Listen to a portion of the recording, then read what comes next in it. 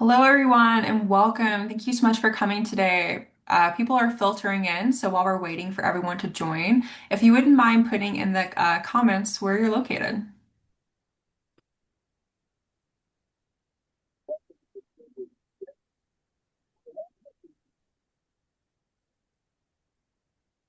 Hi, Peter. Nice to see you again. Oh, hi from Michigan. I used to live here. Okay.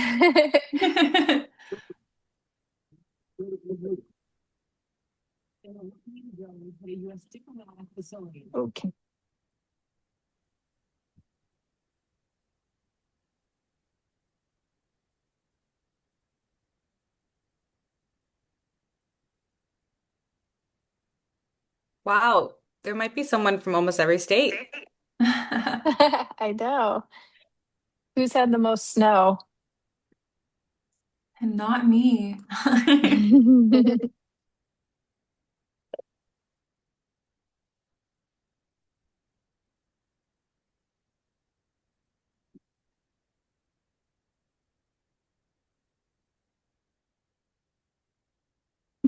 Thank you guys for coming. As people come in, we are just asking people to enter where they are located.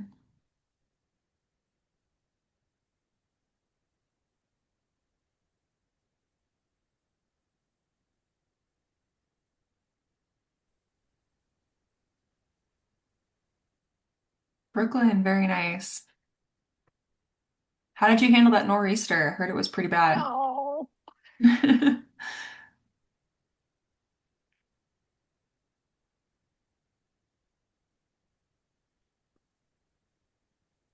Kansas City, Missouri, home of the Chiefs.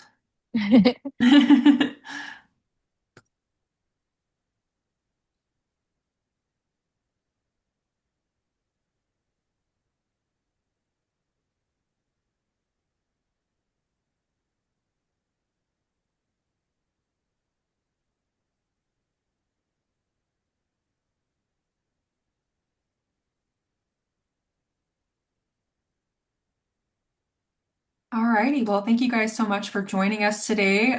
Really excited to get started. If you have just joined the call, please put where you are located in the chat, and I'll just pass the mic over to Sarah. Hi, everyone. Thank you so much for joining for our March Lunch and Learn. I'm beyond excited to share our special guest with you. And today we're going to be joined by Noelle and from Legado, and she is here to help us cover what is frankly my least favorite topic about end of life. So working in the end of life space is already a kind of tough topic. But then you add in lawyer talk into it, and now we're just in kind of the abyss of hard to tackle topics. So we invited Noelle so that she can help us understand what are the options someone has if they are in need of a will. And I will start by saying this, we're not lawyers. This is not legal advice. This is just our best attempt at organizing a ton of research and kind of chopping up the task of getting your documents legally organized into one easy to digest task. So we're going to go through it a little bit and I'll hand it over to Noelle so she can show us what we're doing within her product. But to start, I want to share that this is no judgment here. 71% of people do not have a will. And it's kind of easy to understand. The thing I always tell people is when I talk to others and they say, oh man, I really need to get to my will or I need to get that organized, the very obvious thing is it's been on your to do list probably for even years, if not decades. And I don't know about you all, but I don't often get to the end of my to do list. So it lives on the end of the to do list. And I'm hoping that today our goal is to help you understand the options for documenting your end of life wishes, but we're not here to judge if it's something you haven't even started at all, if it's something you started but stopped, if it's something you don't ever intend to do. We're not here to judge. We just want to make sure you have the answers to questions that you may have. So, the first area we're going to talk about is kind of what I touched on, which is most people know they absolutely need to document this. It doesn't seem like an appropriate thing to explain, okay, you need to do this. It really matters. So, my question for you is not about do you know you need to do this? My question is who are the people who'd be responsible for planning after you're gone, who without organization are going to be kind of lost and confused? If you wouldn't mind, you can share in chat who are those people. For me, it's absolutely my husband and my siblings. I have two sisters and a brother. And that combination between him and the three of them would be a lot of guessing, a lot of questions. And I wouldn't at all be surprised if they had varying opinions of what I would have wanted. Yeah, I see a sister and a husband. Yeah. Yeah, adult children are a really interesting one. I see a few of you putting those in comments. I heard a stat not that long ago that 61% of siblings never have a significant connection with their sibling after their second parent dies. And I think from what I can tell, is because when there's guessing involved, there's a lot of dangerous kind of conflict that can pop up. Oh, I see Daphne. That there you go. We have an impressive person already on with an advanced directive. Thank you. Spouses, kids, brother. Yes, these are our people. These are the people that I want to remind you of because, sometimes when we talk about end of life planning, people will say, well, I won't be around. I won't really care. And I think that's possibly true. I don't really know. But what I can tell you is current person to me, I don't want future loved ones to have to deal with the unknowns. So that's why I've prioritized this and why I'm hoping we can convince you to as well. So I said 71% have die without a will, and they say they'll get to it eventually. And only 29% of people have actually made it to eventually. And the other tough kind of pill to swallow is if you're young, you need this more than ever because it'd be even more confusing to the people you're leaving behind. So we have a poll up here. We're interested. What is the state of your end of life plan?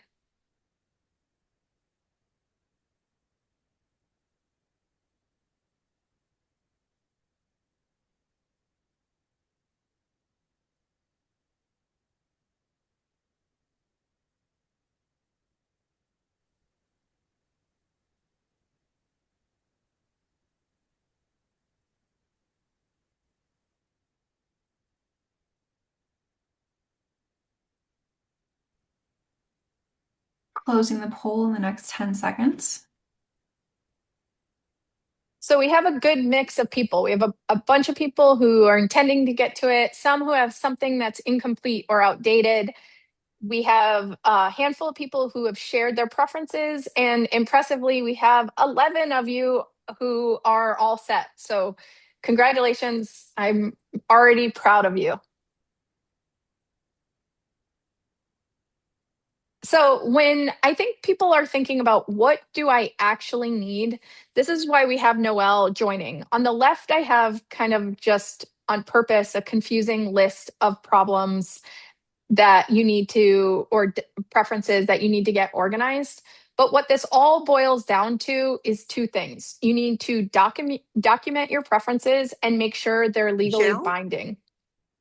And one of the things that when Noelle and I were talking about this, she flagged was something is better than nothing.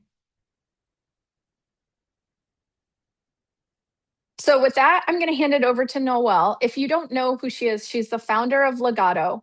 Legado is a platform that lets people make a trust and a will online. And she is a gift to this industry because she's one of the happiest, friendliest people. And she's tackled this complex thing of legal documents. And so I'm going to hand it over to Noelle so she can explain kind of what motivated her and why she's gotten into it. But thank you so much, Noelle, for joining us. It's my absolute pleasure to be here. Hello, everyone. I'm really, really thrilled to be meeting the Restfully community. I know that this is the one of their second webinars and lunch and learns, but I hear there's going to be some really amazing ones coming up. So first off, I want to just say my name is Noelle Kimball McEntee, and I am the founder of Legado. I also want to specify that I am not an attorney. I am just someone that got into this space because I experience the time, money, and heartache that comes with not actually understanding it. So everything I share today is for your information. It's not legal advice. Hopefully that's enough of a disclaimer and we can get into the good stuff now. So, as I mentioned, my uncle unexpectedly passed. He had an estate plan, but the one that was not up to date, or the one that wasn't signed, was the one that was the most recent one. And so a will generally needs to be signed by two people. It depends on your state, but making sure that you get those things signed and witnessed is really important because if it's not, it's just another piece of paper on your desk. But I do want to also highlight that there's a lot of misconception around what an estate plan is. And that is not your fault. So, first off, like, you're not silly or like ignorant or whatever because you don't understand what an estate plan includes. That is, in many ways, a sort of a product of the industry. It was built for the wealthy, by the wealthy, and has continued to sort of function that way. And my goal is to help more people have access to the tools to live, age, and die better. And that includes ensuring that people understand the whole holistic view of what an estate plan can include. So when someone says, "Do you have an estate plan?" and you say, "Oh, I only have an advanced medical directive and my end of life celebrations," you technically have one, but it doesn't include the legal element of an estate plan. So that's an umbrella term. And in within that, there are several different types of documents. The thing I want to highlight is that only having one is better than nothing. But if you can have several of them, you're in a much better place. So, the logistical side of documents are just specifying where things are, who to call, where your accounts are, making sure people don't have to go on an endless scavenger hunt is really kind, especially when they're already grieving. As we all probably know, going to the bank is not always the fastest thing, so making sure that people know where your things are is important. The next type of documents we want to think about are the legal ones in terms of your will or your trust. And I'll jump into a little bit more about that in the next slide. But those are the ones that are frequently considered, your estate plan. And those documents help dictate what should be done with your assets from a legal perspective. But there's other things you can do outside of that to sort of circumnavigate or circumvent having to go through the legal process. Financial documents and financial planning are things like putting a person on your bank account. I'm not saying add them as a person and a joint bank account, but putting them as a POD, so payable on death, or TOD, transfer on death beneficiary. And what that does is it allows that money to go directly to them or to your trust. And then another piece of this that I think a lot of people forget, but it's so important, is the emotional side of things.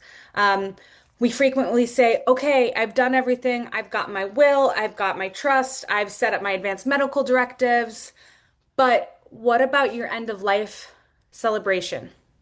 Do people know if you want to be cremated or buried? Those aren't always within your advanced medical directives. Do they also know if you want a religious ceremony or not? That's where a lot of conflict can happen, and it's a pretty simple process to document it. Okay, next slide, please. And if people have questions, please pop them into the chat.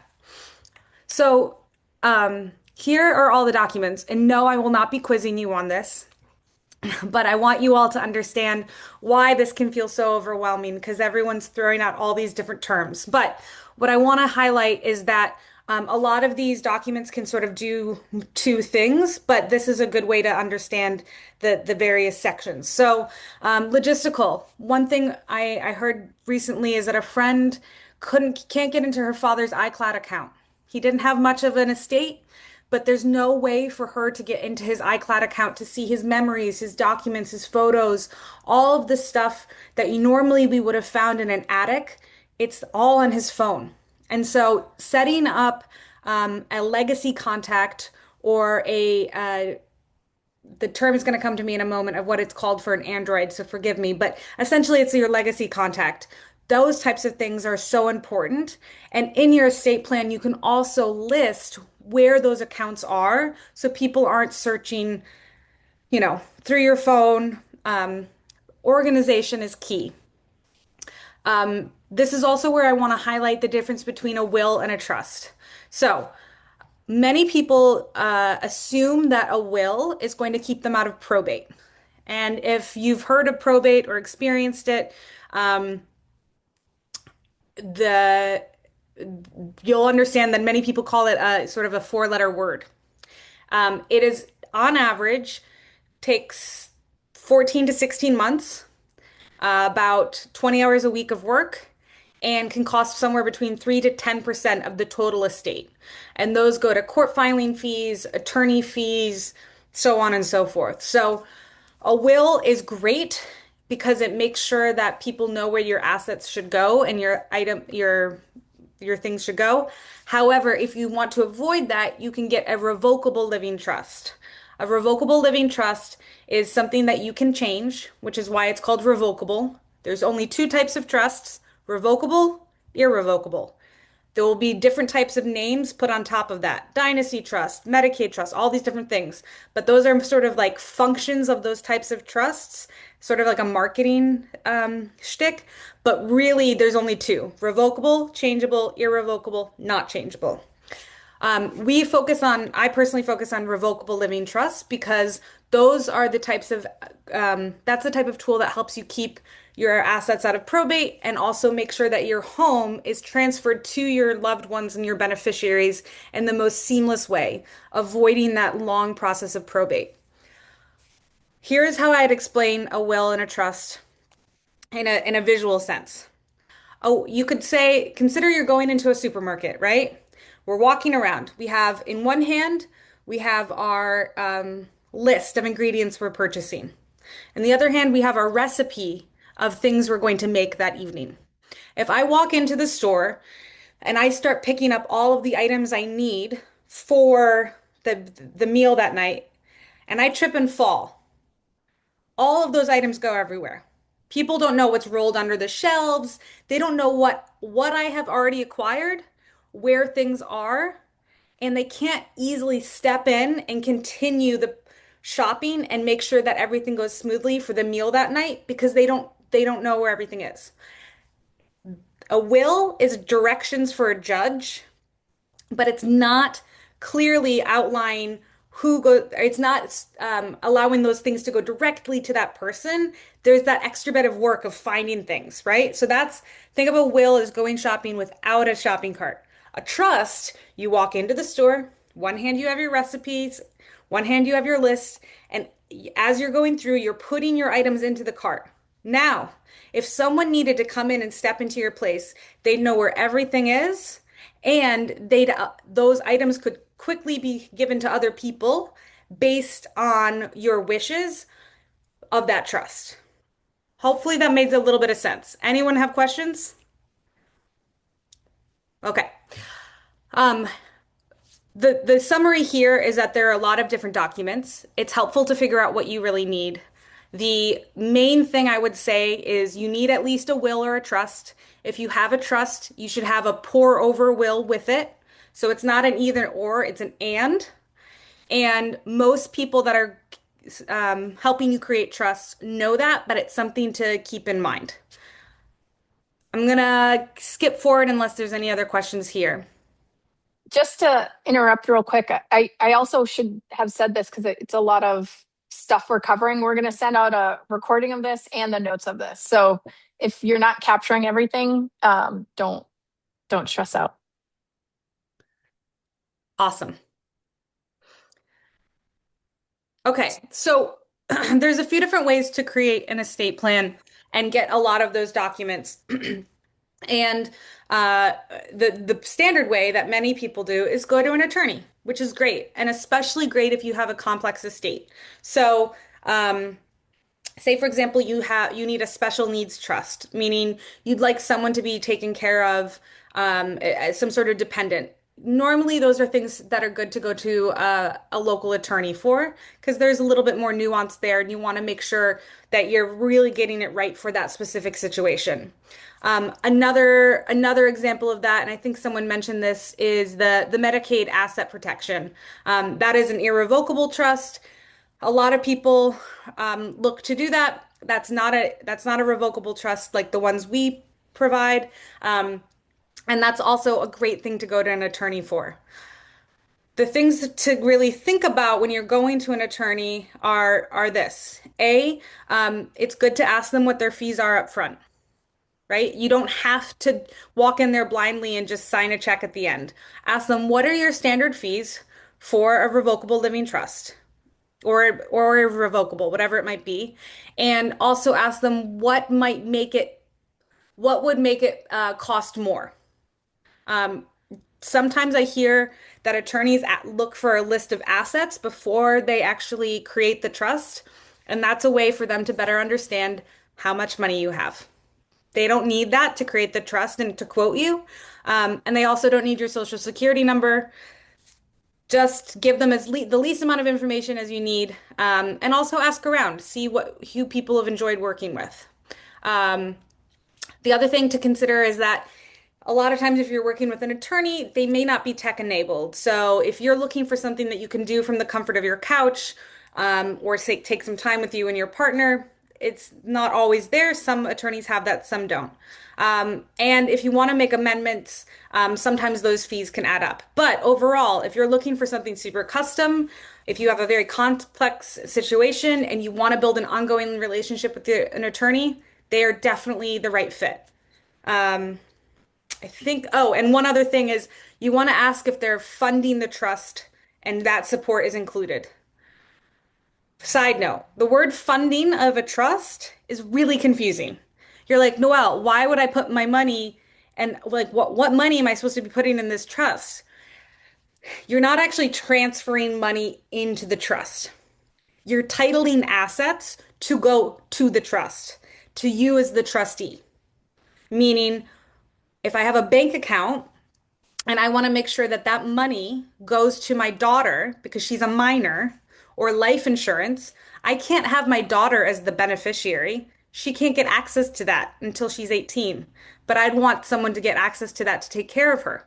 So if you have the beneficiary as the trust, that is an entity that money and assets can flow to.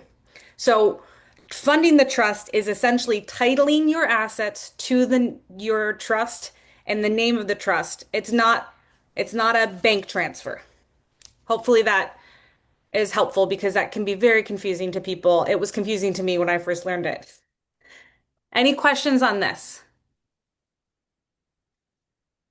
Groovy. All right, let's keep moving. Option two, technology. So if you're looking for something that's more affordable, and being able to drive across town at, 2 p.m. on a Thursday through traffic to meet with an attorney feels challenging, I get that. The beautiful part about technology is that it allows us to move faster and cut down costs. So a lot of people ask, well, why is this so much cheaper? And what I say is we're essentially replacing the work of paralegals copying and pasting and finding things in documents that were already written. Um, and we're just utilizing technology for that. And the goal with that is to be able to make sure more people have access to this, given the fact that this originally was built for the wealthy by the wealthy. We want everyone to have access to this right at the kitchen table. So, The use of technology is great because it allows you to put everything you need and go from there and create create that estate plan. It's not ideal for complex situations. However, let me caveat that. If you come to me and you say, "So I have my dog, and then I have my husband's kids and my kids, and then we have this house here, but then we also own this real estate over here." Break down, it might feel complex because it's your life, but break down if it is technically complex or if it's more or less picket fence, house, 2.5 kids, right? A lot of times people feel that their situation is more complex, when it's generally not. So really sit down and think about if it's a standard situation or if there's like a random curveball in there. Um, so what's not great for this is also if you're looking for an ongoing attorney relationship. You can add to do that through like an hourly fee. But if you're the type of person that wants to check in with your attorney every other month, it's probably not the best fit for you. Cost is great. Depending on the platform, it's somewhere between $99 and $649. Another thing to consider is make sure that there's some sort of trust funding guide included because creating a trust and not titling your assets to it, like, aka funding it, it's like me selling you a car and never telling you how to put gas into it or charge it. It's just a really expensive piece of metal or a really expensive piece of paper. Make sure it's funded. Great. So I think the next is the next slide. Great. Let's quickly break down what our platform does and looks like, and then I'll show you exactly. So, again, as I mentioned, Legato is focused on both the emotional and legal side. We believe that documenting your end of life wishes is equally as important as making sure you have a will or a trust. We also try really hard to remove the legalese from the questions. So when we ask you a question, we're not saying, who would you like your successor trustee to be? Da, da, da, da, da. No, we ask you a question and then we do follow-up questions to make sure that that is the person and those are the responsibilities that that person could handle. You're going to say, but Noelle, what is a successor trustee? Well, a successor trustee is the equivalent with more responsibilities to the executor of a will. So when you create a trust, you're the trustee. The successor trustee is the person that comes you after you or your partner. So they're the ones that essentially become in charge of your trust. And a will has an executor. So wanted to quickly put that there. And then just want to also highlight that, like, just slightly brag a little that, but over 80% of our users that finish our journey, if they just have the will, they actually end up upgrading to the complete package because they realize the value. And we don't make it any extra work on your part. Great. So really quickly, let me show you. Do we have time for me to do a quick demo, Sarah? Sure, sure. How's everyone doing today? Everyone need to like do a little, we can do a little movement, make sure our bodies are not too tensed up talking about estate planning. So good. Everyone's hanging in there. Great. So, first off, we have an exciting little surprise for you all at the end of the um, webinar today. So keep an eye out for that. But what I will say is it has to do with Legado and savings. I'll let you figure out what that might be. But when you come to our website, which is Hello Legado, and we can go to Restfully as one of our partners, you're gonna come here. You're gonna, be able to learn more about us, the two different packages we provide, and here you can click Get Started. And that's where you do that. Once you log in, and for most online portals that provide online estate planning services, it'll work sort of like this. You can think of it almost like a TurboTax for your estate plan. The biggest thing we need to do is get your information. We need to know who are you, what matters to you, so that we can create all those documents. We call this the journey, and we've broken it out into 7 different sections. Um, Basics. Who are you? Where do you live? Do you have a partner that you want to create this with, or do you want to create it by yourself? Next section is beneficiaries. Who would you like to receive your assets? Again, you can put people in and you can also put organizations. One thing I hear a lot is people think, oh my gosh, I was sitting with my attorney and I forgot that I wanted to leave, money to the ASPCA and money to this nonprofit. Like, this is what's great about doing it here is you have the time to really think through those things that are important to you. Next, we talk about what assets you have. Are there specific things you want to give to someone? Do you have an RV? An RV should go into your trust where a car shouldn't. So it's helpful for us to know what sort of assets you have and for your trustee to know where those assets are because otherwise they're in the middle of the grocery store rolling around looking for your bank accounts, your life insurance, all of those things while they're also grieving. So this is important to make sure that your assets are listed here. One thing we also highlight is legacy. This is really important to me because I think a lot of people think, oh, I don't have a lot of money. I don't have a legacy. Wrong, wrong, wrong, wrong. Your legacy isn't created the day you pass. It's what you do every day. It's how you live. And by defining and owning your legacy, you're defining and owning your story. Johanna von Bergen was the sister-in-law of Van Gogh, and she made Van Gogh famous, right? No one knew that she made Van Gogh famous. No one knew that her legacy was Van Gogh being Van Gogh. And if she had documented and said, no, I did that. I want all of us to remember that we are creating our own legacy and it doesn't have to do with money. It has to do with what we do in this world and our contributions. Okay, I'm off my soapbox of legacy, but here we do ask you more questions about that and we even give you documents to help you think through the type of legacy and give you resources to double down on that.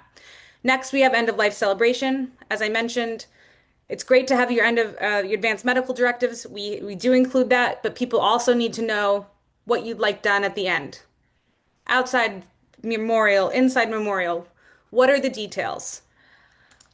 Medical. Here's another big piece of this. If you're not married to your partner legally, hospitals may not allow them to come in and be with you in the worst day of both of your lives. Doesn't matter how much money you have. Same goes for having kids that are 18, right? If they're going off to college, make sure they have some sort of advanced medical directive because if you need to make a decision for them, they're now an adult. So that's a big thing to call out. And then of course, digital. I already made the comment about the iCloud account, but make sure you're documenting where you have accounts and what you'd like done with them. We've separated the journey out so that your partner, if you have one, can do these questions themselves. And then from there, you can download all the documents here. With our package and the revocable living trust, you do email back and forth with an attorney to make sure that your trust is exactly how you want it, and that's included in the cost. If you're interested in talking to someone one-on-one live, you can come over to our add-on section and you can buy an attorney review and chat with them just like this. I'm going to stop and jump back now. Any questions? Susan, you have a Yes. question? Yeah, just a question on some of that documentation. Since you brought up the example of partners that aren't married, do you include things like disposition of body paperwork?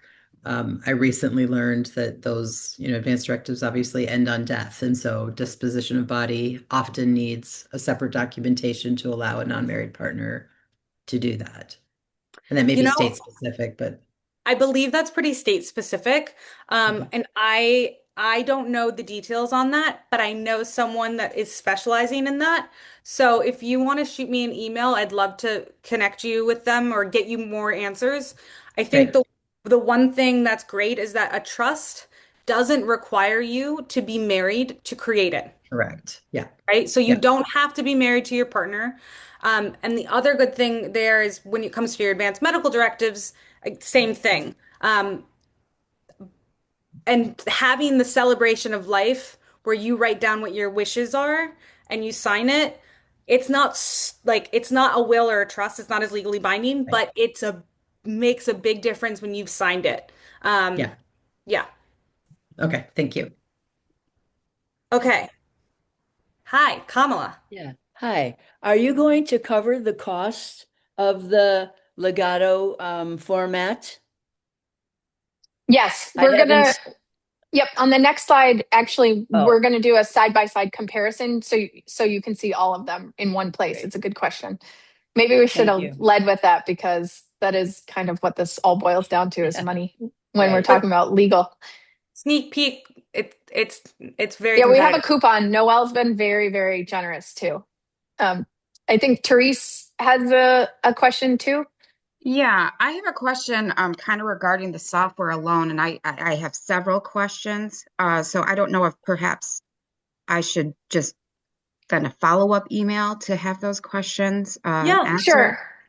Yeah, and Noelle, on the last slide of this, I have my email and Noelle's email. So that's really easy. I appreciate it. Because I think one of the things you touched on, Noelle, is if it's complex. And I think the thing that's an important differentiator is end of life is always complex, right? Correct. This is a very complex thing. The question is your current situation legally complex? And if it's legally complex, then it requires complex legal solutions. So I think it's true, which is, I think all of us could think, look at our own life and think, well, what about this house that I own with my sister? Or what about this thing that happened this way?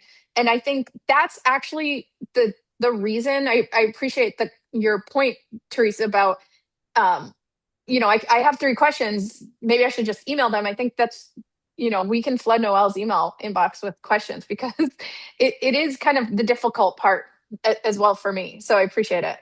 Well, Hmm. and just to follow up on that, I would also mention that like our system will flag if it's too complex for you, and we'll let Mm, you know that it is. The other thing to consider is that this isn't just a robot, at least for the trust, which is the biggest chunk of the biggest, most important document in this. That is, I really suggest most people have. An attorney still reviews it. So we're not throwing this up to AI to make sure. Like hmm we're still having an attorney review it. And if for some reason like our system didn't catch that it's too complex, they will either be able to fix it with you, or you'll be able to work with them, and we'll find a way to make sure that you get what you need at the end of the day. Don't mean to interrupt you, but it's not so much concerned about, whether or not it's complex. I have a background as a software manager of 20 years. And so I'm interested in kind of knowing, okay, this is my own personal data that I'm including, is this hmm encrypted? hmm Where is my data stored? What are the retention policies on the information? What about the servers? Are they in containers? Are they hardened? So it's kind of very software specific, because when I'm filling stuff out on the internet, I hate to hear, oh, there's been a breach here, and hmm how my information, could have been leaked to somebody else. Totally. And that's something we can definitely discuss offline. What I will say as well is that we do not ask for any sort of bank account details. We don't ask for your social. We ask for a lot of information because that's the only way we can create this. But a lot of this information is stuff that people could publicly find. Again, I know that is not an excuse for not to not have good security. I'm just making it clear that a lot of places do ask for more robust or more detailed information, including attorneys who sometimes just leave it laying out. But just want to throw that out there. But yes, thank you for bringing that up, and happy to discuss that with you offline, and share with you our practices. Great. Okay. Restfully's independent comparison. So what's exciting about this is that you get to see us next to all of the people we work alongside. One of the best parts about this industry is that when I first got into it, a woman that was in this space for a long time, she and another woman, they were essentially competitors. They said to each other, "We're not in competition with each other. We're in competition with human nature." And at the end of the day, whether you go with us or you go with someone who, on here looks like a competitor, I'm just glad that more and more people are thinking about and talking about this because the amount of work that goes into settling an estate when you're grieving is the worst part-time job you could give someone. So what I will say is make sure that you do something, whether it's with us or someone else. So quick breakdown. Legato, Trust and Will, Free Will, LegalZoom, all of these are online platforms that you can access online. Obviously, Trust and Will they sort of spearheaded this space. They are very well known. You'll probably see their advertisements online, or excuse me, on the television. I don't believe that attorneys review their base plan, and they also don't highlight as much of the emotional side of things as we do. I've talked to people that have worked there, and the niche that we're going after is definitely different in terms of helping people more with the emotional side as well as the legal, and they're focused more on the legal side. Free Will is really cool. They are free. They are funded by nonprofits that are helping to subsidize the cost and hopes that you leave money to various organizations. I think this is a great tool for people that are looking for something just like basic. Not don't They don't necessarily want to talk to an attorney, but they want to make sure that they have something. LegalZoom also does a great job at this. Everyone knows them.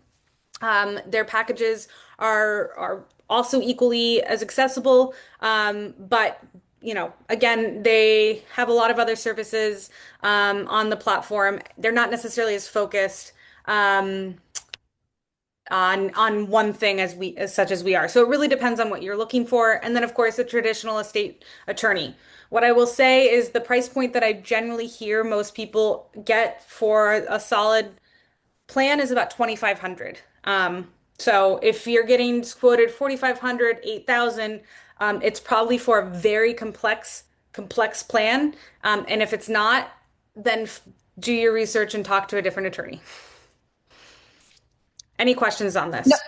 I have a question, which is I put together this table. So, Oh yeah. I mean, it's a little bit of a question, but I carved out the price for a spouse because I have used, again, it's not medical advice, but I've used now every single one of these line items at different times. And I mean, I don't have 5 wills, just to be clear, but I've used the different products and interacted with them.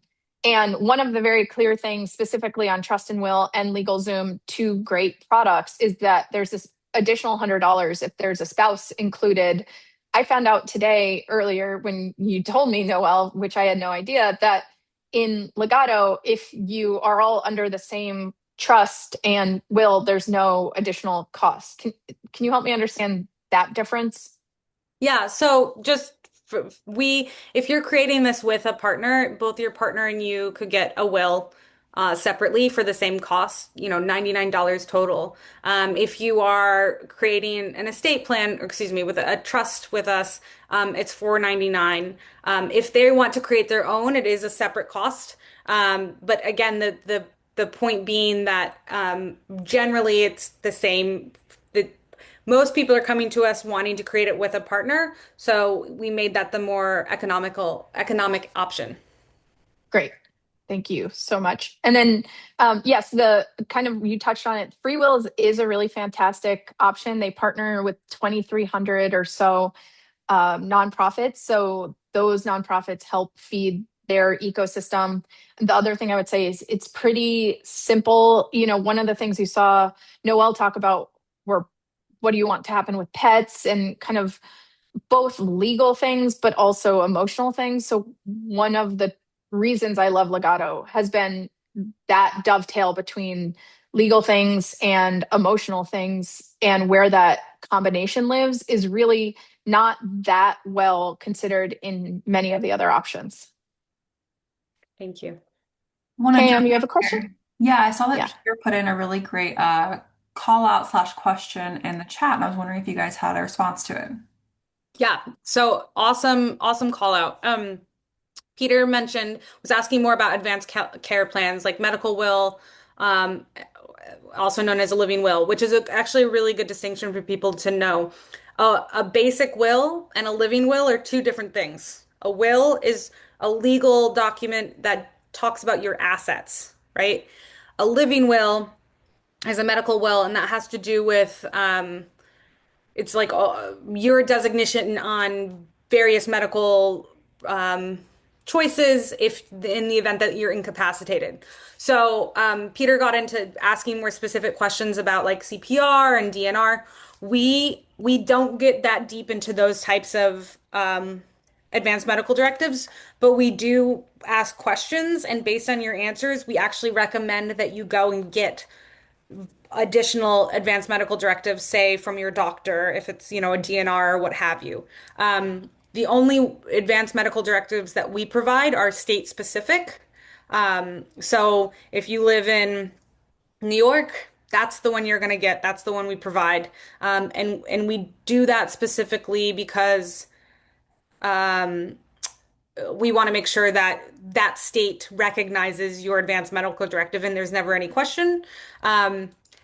One thing I do want to call out as well is that we are working on providing the ability to sign and notarize everything online. However, we don't have it yet.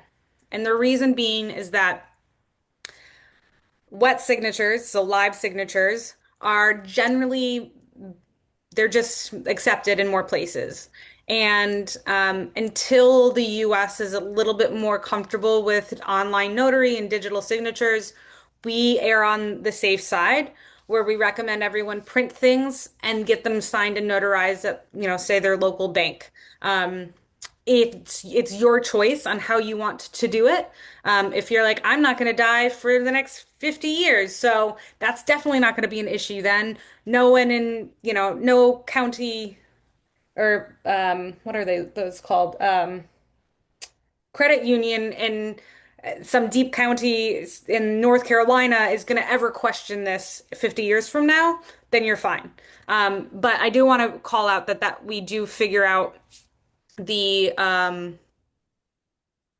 we do highlight specifically why we focus on wet signatures.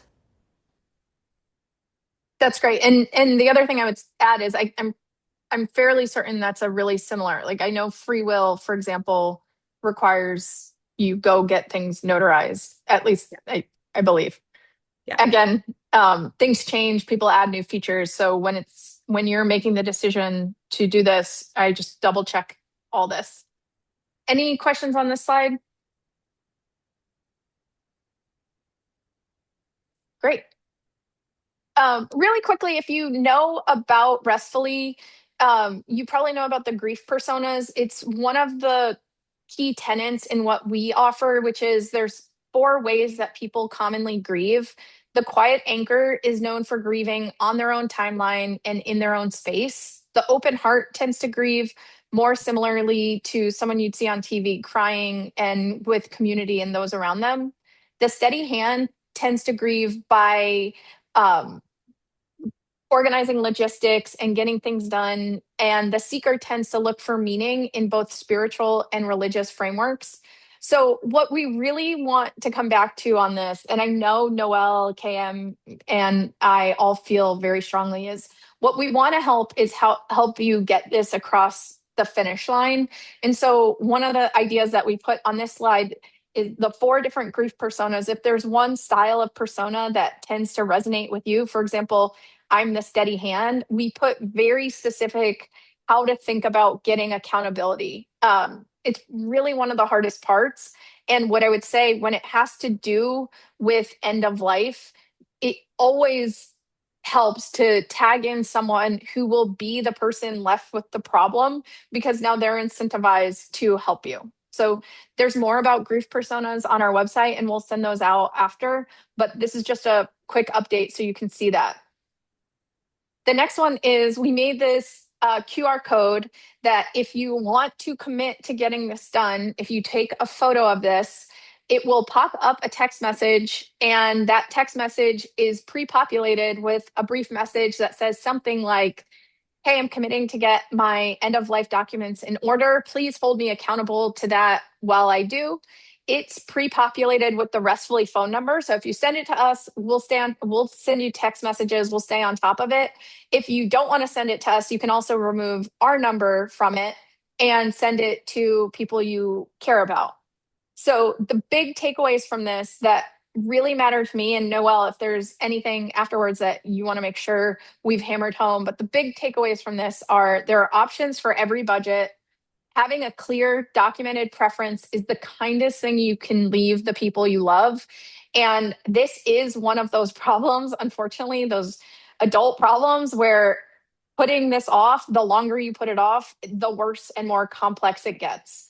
So if we can encourage any of you to handle this in any of these forms, I think the people that you'll leave behind will be forever appreciative, and you can leave a legacy of love.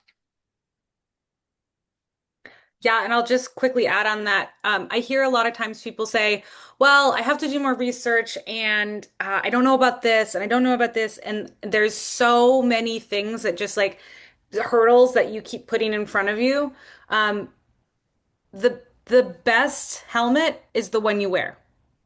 The best car seat is the one that you put your kid in, right? Like you don't need to worry about it being perfect. You need to make sure that you have something because I will tell you right now, people that wait for it to be perfect, it's never going to because life is changing. One thing that we're working on building is the ability for you to quickly update your estate plan through photos and text messages. It's not built yet, but stay tuned. But my point is that you gotta, people say, well, it doesn't matter because once I'm gone, there's not that much anyways.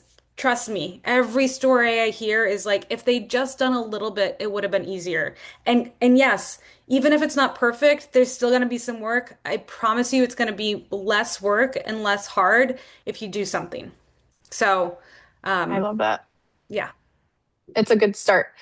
Um, And so, just quick information for next month, we're doing another lunch and learn. And this topic is another one, which is how to talk to your parents or loved ones about their end of life plans and preferences. What's inbound, what's out of bounds. And we're going to have a fantastic guest who I've known for a long time. I'm really excited. And so, it'll all dovetail into the same thing together. And next step. So we kind of mentioned this at the beginning. Noelle so kindly offered 50% off for Legato of any of those packages that we shared using the code Restfully50. Again, we'll send out the link so you have it, but that would make it $50 for the basic will. And I just think that's a really good place to start. We'll also send out invites to the lunch and learn, and if you have any feedback, we're really always open to it.